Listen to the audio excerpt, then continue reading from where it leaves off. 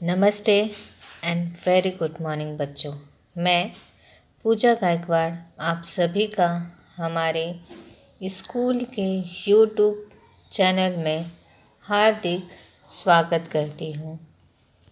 बच्चों, आज हम कक्षा छठी विषय हिंदी संयुक्त से स्वतंत्रता नामक पाठ का अध्ययन करेंगे। आइए स्वतंत्रता का अर्थ जानते हैं। बच्चों, स्वतंत्रता का अर्थ होता है आज़ादी, स्वाधीनता, जिसे हम फ्रीडम भी कहते हैं। बच्चों, हमारे जीवन में और सभी के जीवन में स्वतंत्रता कैसे आवश्यक है, इस कहानी के माध्यम से या स्वतंत्रता के अनमोल महत्व को इस कहानी के माध्यम से हम जानेंगे। आइए शुरू करते हैं। जनवरी माह की ठंड भरी सुबह की एक बात है। जो यह महीना चल रहा है, जनवरी महीना, उसकी सुबह की एक बात है। घने जंगल के बीच खड़े बूढ़े बरगद की फुनगी पर एक बूढ़ा तोता गुनगुनाती धूप सेक रहा था। सारे बच्चे आसपास ही खेल रहे थे। आसमान में उड़ते हुए गैस के लाल पीले गुब्बारों को देख एक हल्की मुस्कान उसके चेहरे पर आ गई। पास में खेल रहे तोते के बच्चे ने इसका कारण जानना चाहा। बच्चों, एक घने जंगल के एक बूढ़े बरगद के पेड़ पर फुनगी पर, यानी सबसे ऊपर जो है फुनगी पर, यहाँ एक बूढ़ा तोता जो है बैठकर धूप सेक रहा था। गुनगुनाती सुबह की जो धूप है, ठंडी का मौसम है, जनवरी का महीना है, इसमें ठंड पड़ रही है, तो वह गुनगुनाती धूप जो है सेक रहा था बरगद के पेड़ पर बैठकर। सारे जो तोते के बच्चे थे वो आसपास ही खेल रहे थे। आसमान में उड़ते हुए गैस के गुब्बारे उसे दिखाई देते। गैस के गुब्बारे आपने देखे, जिसमें गैस भरते गुब्बारों में, बलून्स में, और उससे जैसे हम उसकी डोर छोड़ते हैं वो आसमान में क्या हो जाते हैं, उड़ जाते हैं। वैसे ही लाल पीले जो है गुब्बारे गैस के आसमान में उस तोते को दिखाई देते हैं, और उस जैसे ही वह देखता है उसके होठों पर एक मधुर मुस्कान, हल्की सी मुस्कान जो है आ जाती है। पास में खेल रहे जो बच्चे होते हैं वह इस मुस्कान का कारण जानना चाहते हैं, तो वह अपनी आप बीती अपना अनुभव जो है उन्हें सुनाता है, वह बताता है अपनी कहानी की। बूढ़ा तोता कहने लगता है, बेटे, बहुत साल पहले की बात है। शाम होने को थी। हम सभी संगी साथी अपने घरों को लौट रहे थे। शाम होने वाली थी। हम सभी जो संगी साथी जो मित्र थे वह दाना चुनकर पानी लेकर अपने घरों को क्या कर रहे थे, अपने घोंसले में, अपने घरों में लौट रहे थे। गैस के गुब्बारों का एक गुच्छा, गैस के गुब्बारों का एक गुच्छा जो है हमारे करीब से गुजरा। एक गैस के गुब्बारों का एक समूह था, एक बंच जो है वह तोते जो जा रहे थे घर पे, वह उनके करीब से गुजरा कि अचानक मेरे एक दोस्त ने शरारत करते हुए मुझे धक्का दे दिया। मैं बुरी तरह से गुब्बारों के डोरियों में उलझ गया। जैसे ही वह गैस के गुब्बारे उनके पास से गुजर रहे थे, अचानक मस्ती मस्ती में एक तोते ने उस बूढ़े तोते को धक्का दे दिया, और वह तोता जो है उन गुब्बारों की डोरियों में पूरी तरह से उलझ गया। ऐसा हम भी करते हैं ना, रास्ते में चलते हुए मस्ती करना, इसको धकेलना, उसको ढकेलना, तो यहाँ पर हम अचानक ही इन मस्ती में भी दुर्घटनाएं घट जाती हैं। जैसे यहाँ पर तोते के साथ घट गई। उस गुब्बारों में वह पूरी तरह से फंस गया। वह लाख कोशिश करने के बाद भी अपने आप को छुड़ा न पाया। मैं हवा के झोंकों के साथ गुब्बारों सहित दूसरी दिशा में बहने लगा। मेरी चोंच, पैर और पंख अपने आप को छुड़ाने की कोशिश में पूरी तरह लहूलुहान हो गए थे। धीरे धीरे शाम गहराने लगी। वह लाख कोशिश किया लेकिन वह अपने आप को उन गुब्बारों के डोरियों से छुड़ा नहीं पाया। उसका चोंच, उसके पंख, उसके पैर जो है उन डोरियों की वजह से लहूलुहान हो गए, बहुत ज़्यादा जख्मी हो गए, खून से भर गए, लथपथ हो गया वह खून से। और धीरे धीरे शाम गहराने लगी, धीरे धीरे बहुत शाम हो गई। गुब्बारों की हवा भी कम होने लगी और अंत में गुब्बारों के साथ मैं शहर के घनी बस्ती के पीपल वृक्ष की फुनगी पर जा टिका। मैं डोरियों में फंसा असहाय हो चुका था। कह रहे कि जैसे ही गुब्बारे की हवा जो है बेटा गुब्बारों में हम भरते हैं, लेकिन धीरे धीरे करके ज़्यादा समय अगर हो जाए तो वो गुब्बारों की हवा जो है कम हो जाती है, वो धीरे ही अपने आप ही वह कहीं ना कहीं जो है गिर जाते हैं गैस कम होने के बाद। या आप नॉर्मल भी हवा भरते तो वो अपने आप जो है जो गुब्बारा है वो आपको छोटा दिखने लगता है, उसकी हवा कम हो जाती है।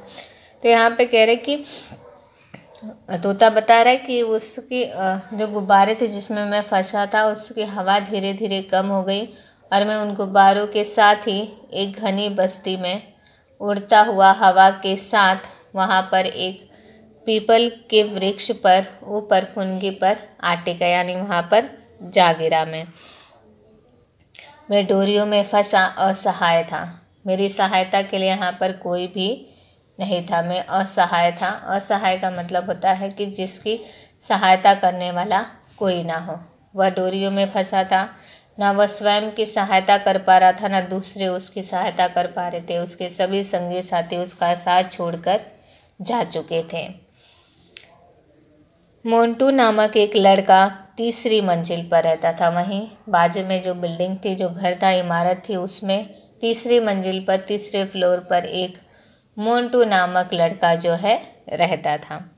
जहाँ से पीपल के पेड़ और उस पर फंसे मुझ पर उसकी नज़र गई। उसने घर में पिता से मुझे छुड़ाने को कहा। मोंटू की नज़र जो है उस तोते पर और उस पीपल के पेड़ पर गई और उसने उस तोते को जैसे देखा, उसने अपने पिता से उसे छुड़ाने के लिए कहा। पिता ने देखा बचाना आसान काम नहीं है, क्योंकि वृक्ष की फुनगी पर आसानी से पहुंचा नहीं जा सकता। मुझे सोच विचार के बाद उन्हें एक उपाय सूझा। वह पेड़ जहाँ खड़ा था उसके नीचे 4 दीवारी थी जिस पर कांच लगे थे। एक ओर गंदे पानी का नाला बह रहा था तो दूसरी ओर कचरे का बड़ा सा कूड़ेदान था। पिता ने देखा तो सही, लेकिन बचाना इतना आसान काम नहीं था, क्योंकि पेड़ की फुनगी पर यानी एकदम ऊपरी हिस्से पर चढ़ना इतना आसान काम नहीं है। वहाँ पर चढ़ना भी तो आना चाहिए। हम तो वहाँ चढ़ते चढ़ते गिर जाएंगे, क्योंकि वहाँ एकदम ऊपर बहुत पतली पतली डालियाँ होती हैं और एकदम ऊपर हम पेड़ पर चढ़ ही नहीं सकते। तो कह रहे हमारा वजन ज़्यादा होता है, डालियाँ पतली होती हैं। तो कह रहे कि इतना आसान नहीं था मुझे बचा पाना। उन्होंने बहुत सोचा और उसके बाद उन्हें एक युक्ति सोची, एक उपाय उनको समझ में आया। जहाँ पर मैं फंसा हुआ था, तोता कहता है, उसके बाजू में 4 दीवारी थी जहाँ पर कांच लगे हुए थे। यहाँ देखिए बच्चों, ऐसी दीवारें बनाई जाती हैं ताकि सेफ्टी रहे, कुछ यहाँ से इस पार या उस पार लोग ना जा सके, तो इसके लिए ऐसी दीवारें बनाई जाती हैं। तो कह रहे कि चारों तरफ ऐसी दीवार थी। एक तरफ गंदी नाली का जो है गंदे पानी का नाला बह रहा था, तो दूसरी ओर कूड़ेदान था, मतलब बड़ा कूड़ादान था। तो इस तरह से कह रहे कि कैसे बचाया उन्होंने, देखते हैं। मोंटू के पापा ने बड़ी सी रस्सी उस डाल पर फेंकी और नीचे की ओर खींचते हुए कहा कि अब हम आपको बचा ही लेंगे। मोंटू के पिता ने एक रस्सी लाई बड़ी सी और उस डाल पर फेंका। जिस डाल पर वह तोता था उस डाल पर फेंका और उसे खींचते हुए कहा कि आपको हम अब बचा ही लेंगे। मैं टूटी हुई डाल के साथ कूड़ेदान में आ गिरा।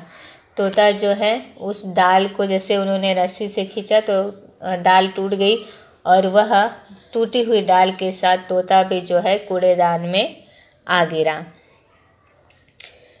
मेरी जान बच गई और इस तरह से तोते की जान बच गई, क्योंकि वह अगर ज़्यादा देर तक उन डोरियों में फंसा उस पीपल के पेड़ पर रहता तो उसकी मृत्यु हो जाती। परंतु मोंटू ने देखा उसके पिता ने बहुत सोच उपाय के साथ उस रस्सी के माध्यम से उसे बचा लिया। वह मोंटू के पिता ने उसे जख्मी हालत में घर ले आए, मरहम पट्टी की और पिंजरे में रख दिया।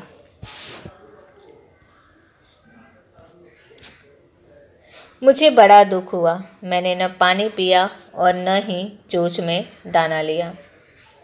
यहाँ पर देखिए बच्चों, तोते की जान तो बच गई। तोता खुश है कि मेरी जान बच गई, लेकिन वह इस बात से दुखी भी है कि अब वह गुलाम हो गया। अब वह पिंजरे में रहने वाला है। अब उसे आज़ादी से उड़ने नहीं मिलेगा।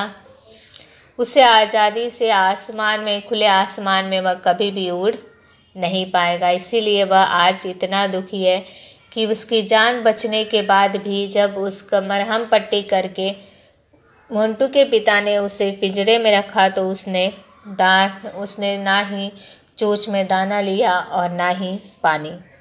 मोंटू ने रात में पिताजी से 15 अगस्त का महत्व पूछा। पिताजी ने कहा कि स्वतंत्रता यानी आज़ादी अर्थात अपनी इच्छा अनुसार हर कार्य करने की सुविधा। बच्चों, 15 अगस्त आने वाला था। हम सभी 15 अगस्त के बारे में जानते हैं, 15 अगस्त का महत्व जानते हैं। 15 अगस्त 1947 को अंग्रेज़ों के गुलामी से हम आज़ाद हुए। भारत को स्वतंत्रता प्राप्त हुई। यह स्वतंत्रता, यह आज़ादी हमारे लिए बहुत ही अनमोल है।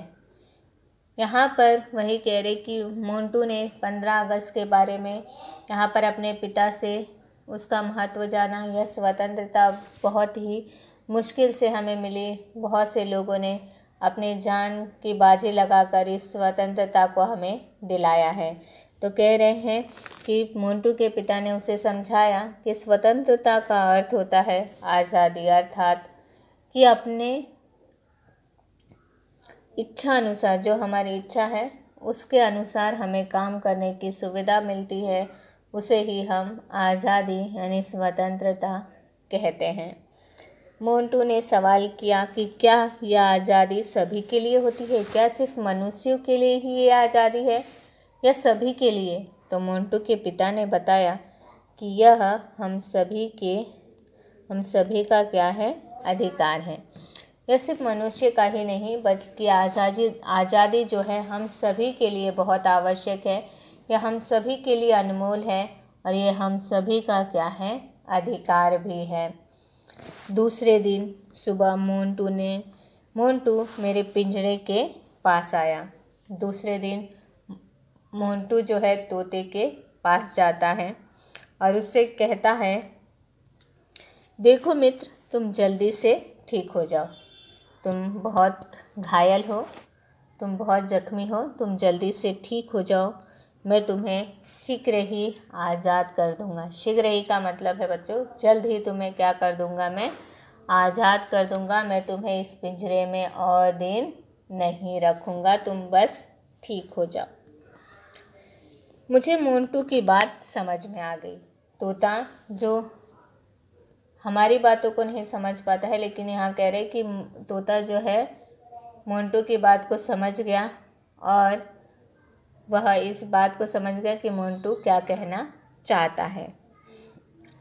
कुछ दिनों बाद 15 अगस्त की सुबह मोंटू नए जूते पहने, हाथ में तिरंगा लेकर पाठशाला चला गया। जाते समय मोंटू ने अपना वादा पूरा किया।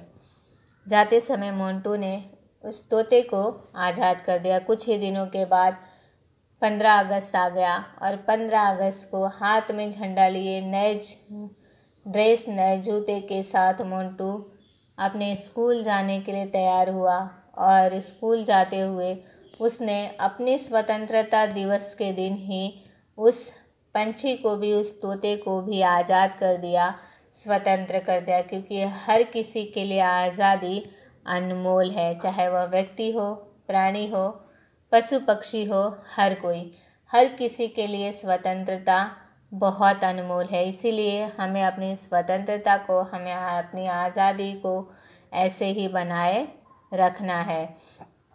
तो यहाँ पर कह रहे कि पाठशाला जाते समय मोंटू ने उस तोते से किया हुआ अपना वादा निभाया और उसे आज़ाद कर दिया।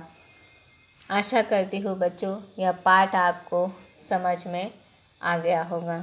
धन्यवाद।